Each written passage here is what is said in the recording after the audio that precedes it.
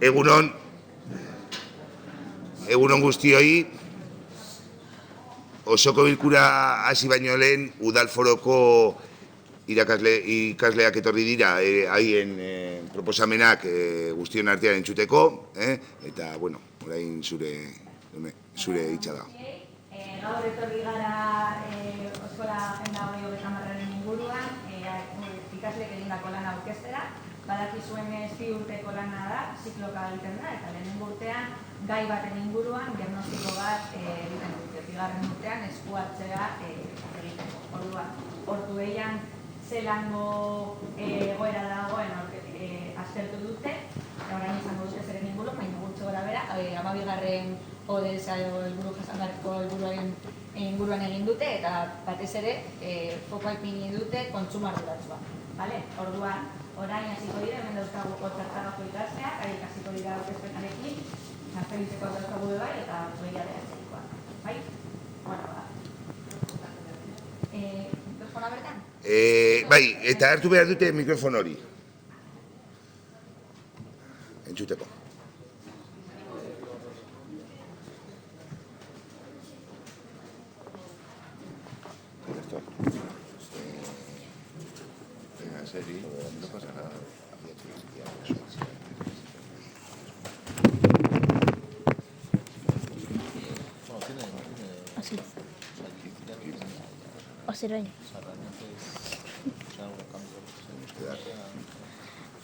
Egunon, Ortuellako ikaslea gara, gu Ostratagoko eskolako ikaslea gara, San Feliz eta Ortuellako behatzei eskolarekin batera agenda 30koa parte hartu dugu.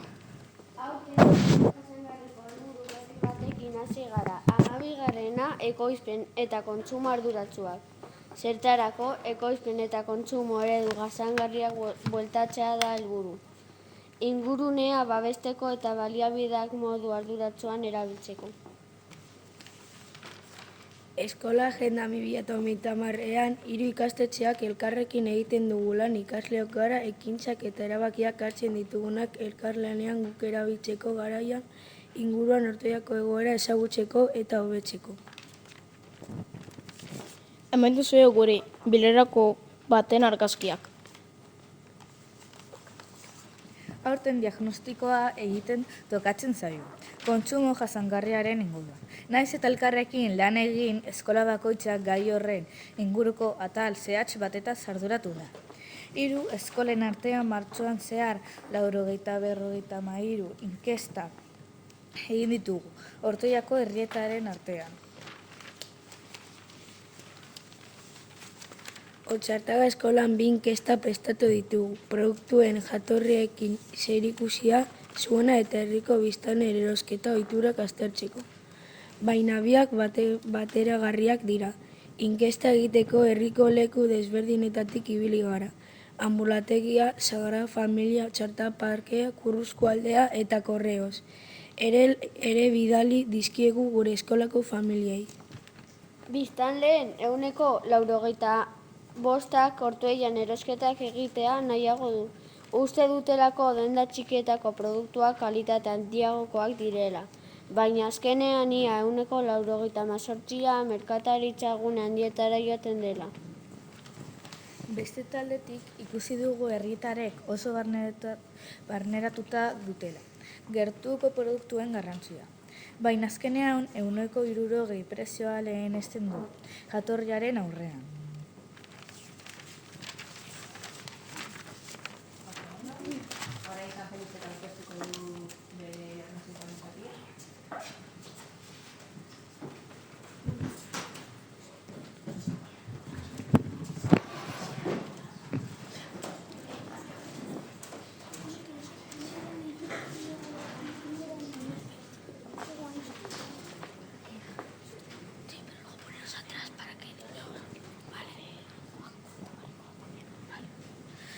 Kaixo, gu San Feliz ikastolako ikaslea gara eta agenda 30 azalduko duzu.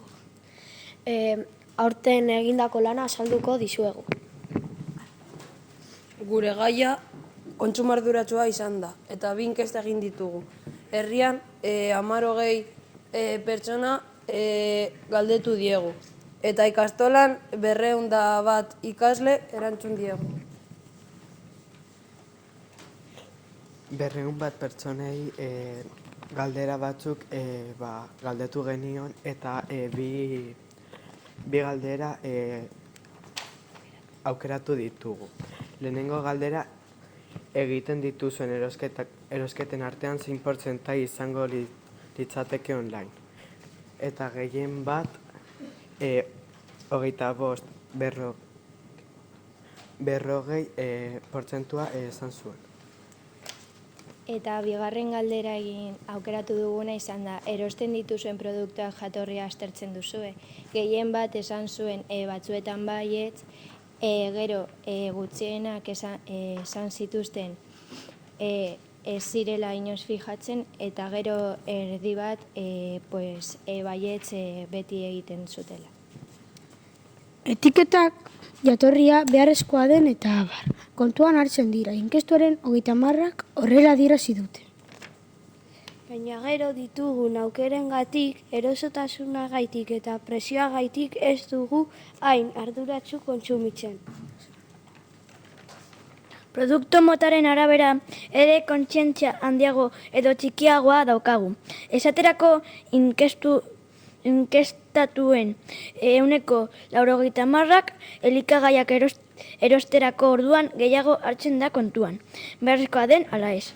Aldiz, arropan inkestuaren 50% ez dute hainbeste kontuan hartzen. Bigarren eskuko aukerak eta produktuen berrabilpena oraindik ez dago guztiz hartuta, izan ere inkestua 70% batzutan bigarren eskuko eskaintza kontutan hartzen dutela diote, baina kontsumitu gabe. Gazteen bigarren eskuko gauzak erosteko ohitura gehiago daukate, aldiz nagusiek berrabiltzeko eta gauzak gehiago eta hobeto erabiltzeko ohitura handiagoa.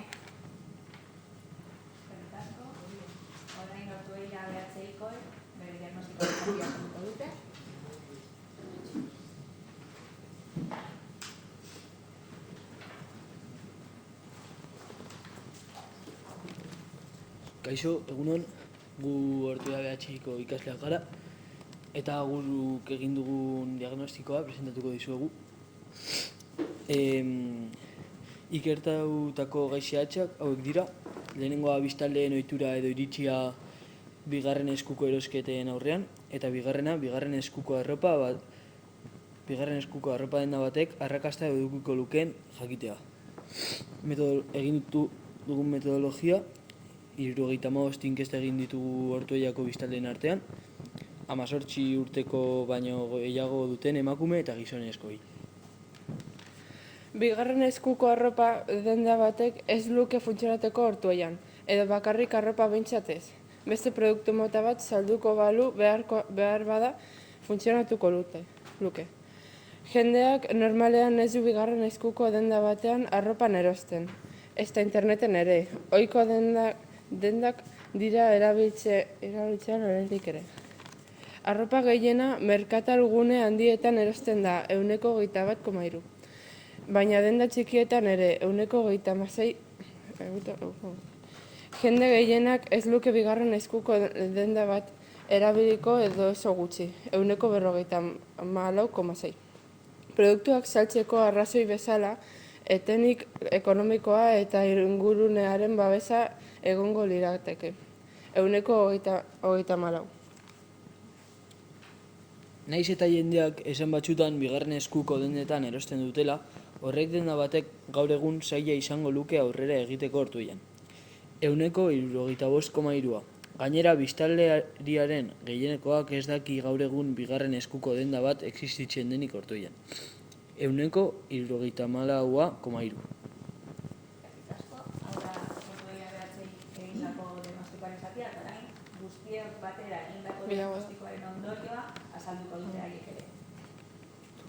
Ondorioak hauek izan dira.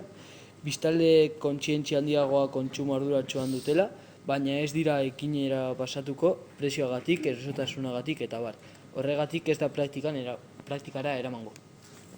Gure lehentasunak.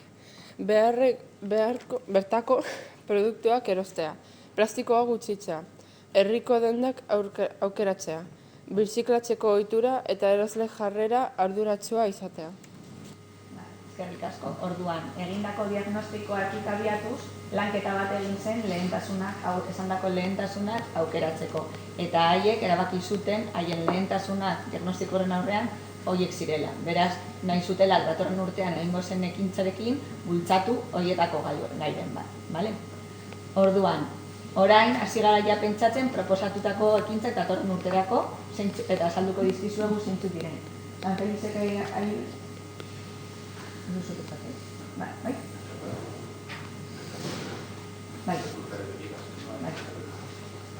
Bueno, bezala. Egin genuen ariketa bat amaitu genuenean tailerrekin eta diagnostikoarekin, eta haiek aukeratu zituzten ekintza batzuk aurrera eramateko lehentasun horiei erantzuna emoteko.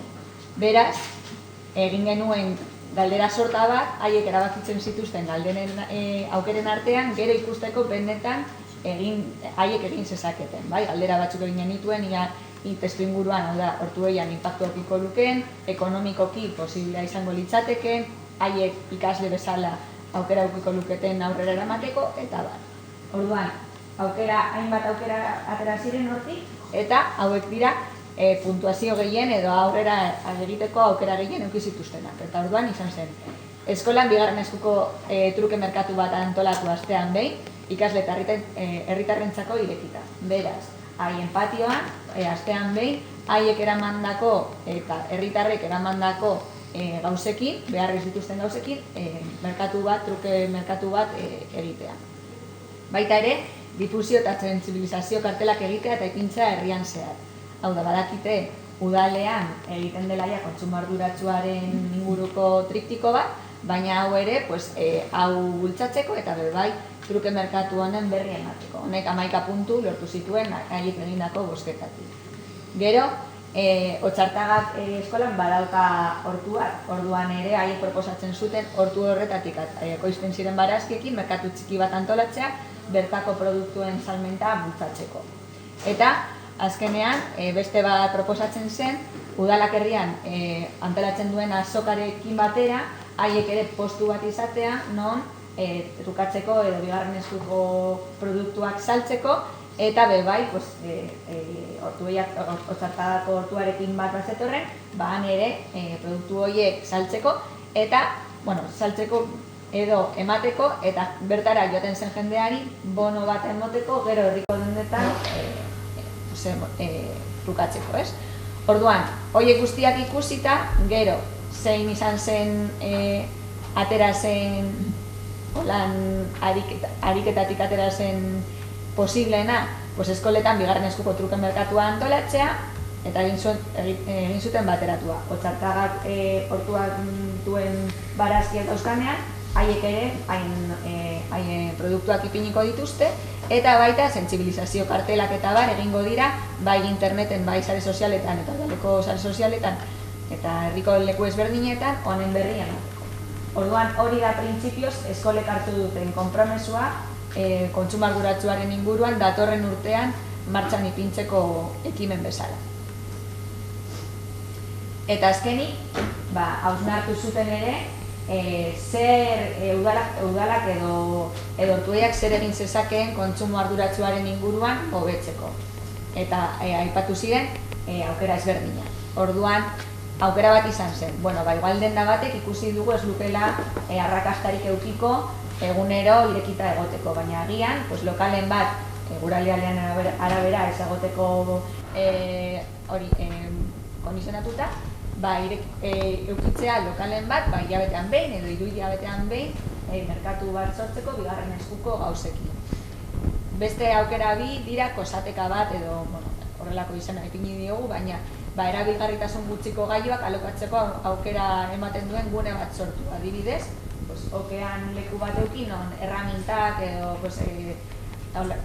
gutxi erabiltzen diren gailuak, adibidez, taladroak edo bestelakoak edo bizikletak konpontzeko asuntoak, alokatu aldiren lekuan. Orduan, udalak kudeatuko luke hori, eta orduan jendeak ez du horrelako gauzarik erosi behar bakarrik urtean behin erabiliko direna. Gero baita, udalea webgune bat eratzea, trukeak edo baita alokairuak emoteko Ortuellako jendearen artean, batez ere, voluminosoak diren gauza horietan altzariak, igual, ondo dagoen altzari bat bota beharrean edo birziklatzera bota beharrean, aurretik webgune horretan ipintzea eta horrela trukea baimentzea. Eta gero bai, komertzio lokala sustatzeko edo diru laguntzak eskaintzea edo baita sustatzeko kontsumarduratsua kanpainak egitea herrian zehar. Orduan hauek dira atera ziren proposamenen artean aukeratutako batzuk. Orduan, hau izan da aurten egindako lana, lan zela egin dute ikasle guztiek, galera izen dira eta orain badakite zelan hobetu dezaketen haiek eta gu Ortuellako egoera kontsumarduratsuaren inguru. Eskerrik asko.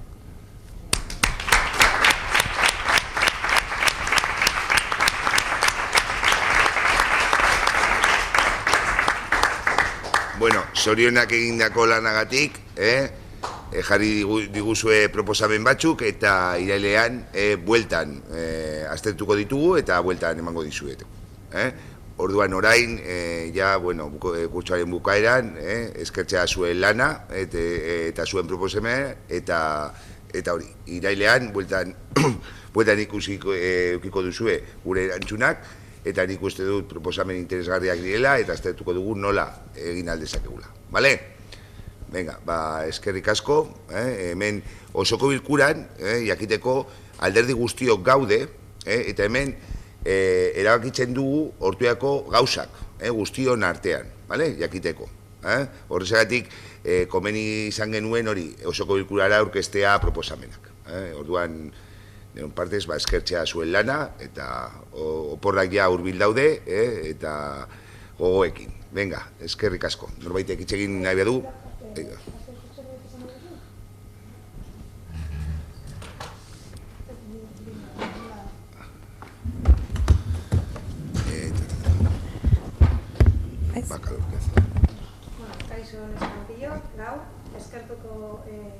Eskerrak eman nahi dizkizuegu zuen lanagatik, lan bikaina izan da. Zuen ikerketek eta proposamenek bigarren eskuko merkatuak, tokiko produktuen sustapena, trukeak errasteko webgunea, argi erakusten dute, zuek zaretela Ortuellaren etorkizun jasangarriaren eragile. Eta horrek benetan posten eta inspiratzen gaitu. Bilduren aldetik, besteak beste, honako puntu hauek nabarmendu nahi ditugu. Zuen ahotsak erabaki politikoetan isladatzea beharrezkoa dela uste dugu. Proposamen argiak eta aplikagarriak bultzatzea garrantzitsua dela. Hala nola, udalaren lokalak hilero merkatu arduratsuetarako erabiltzea, tokiko dendak sustatzeko bonus sistemak martxan jartzea, tresnak mailegatzeko gune bat sortzea, zurekin batera lan egiteko prest gaude. Ideia hauek aurrera eramateko. Gure konpromisoa hau izango da. Udalak zuen proposamena kontuan hartuko ez balitu edo gure ahotsa entzunaraziko dugu. Aldiz, proiektuak gauzatzeko aukera baldin badago, gu laguntzailea izango gara. Eta etzazue galdu indarra eta ilusioa. Zuek erakusten duzuen bezala gazteak zarete aldaketaren abiarazle. Eskerrik asko berriro ere zuen lanagatik eta zin egiten dizuegu gure babesa duzuela. Mila esker.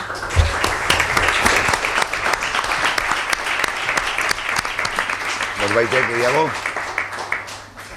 Norbaitek, kepa? Zer? Bueno, esan dakoa, eskerrik asko zuen lanagatik, eta orain ja azken... Galdera bat daukazue? Ez. Bale. Orain ja azken txampa, eta 3 aste barru oporrak, mereziteko oporrak, bale? Eskerrik asko zuen lanagatik. Venga, agur.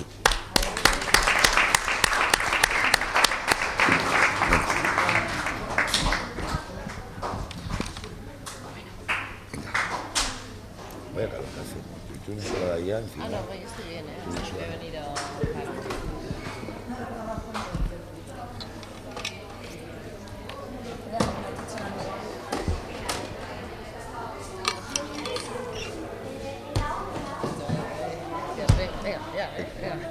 Venga, agur.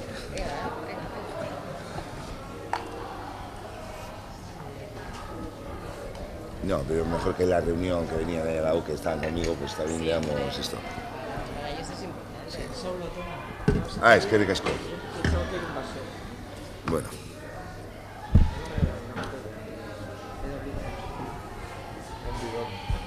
Mira, ve qué gracia. Eso es lo de Alfredo, como metí tanto cariño me dice el alcalde que los informes están hechos, pero que ha habido un problema de intervención y ha podido abolarse este mes. Pero bueno, siempre... Eso he dicho, sí. Pues los informes, yo lo que me ha dicho el señor secretario, ¿vale? Bueno. ¿Qué? Egunon. No, Alfredo, que ha mandado un mensaje al... Bueno, egunon guztioi, eskerrik asko eta, bueno, interesgarria izan da haien proposamenak eta osoko bilkurarekin hasiera emango diogu. Honeko gai zerrendarekin. Lehenengo puntua, mehatxarien museoaren aldeko adierazpena, declaración de apoyo al Museo Minero. Bigarren puntua, aurreko akta onartzea, aprobación del acta anterior. Hirugarren puntua, 2006ko herriko jai eguna onartzea, aprobación del festivo local 2026. Laugarren puntua, aurrekontua aldatzea, 8,25, modificación presupuestaria 8.25. Bosgarren puntua, aurrekontua aldatzea, 9,25. Modificación presupuestaria 9.25, seigarren puntua desadostasunera basteari buruzko urteko txostena, informe anual sobre resolución de discrepancias, zazpigarrena udal frontoiko tabernari jabari publikoa emakina, concesión de manual del bar del fronto municipal, zorregaten puntua adierazpen udal zentroko tabernaren jabari publikoa emakina, concesión de manual del bar del centro municipal de personas mayores, bederatzigarren puntua itxarmen Esprilurekin etxeuli zabortegiari dagokienez, convenio de Esprilu en relación al vertedero de Txeuli, amargarren puntuan dekretu kontu ematea, da haciendo cuentas y decretos, amaikagarren puntuan galdezkeak, ruegos y preguntas. Zeo zer gai esan dari buruz?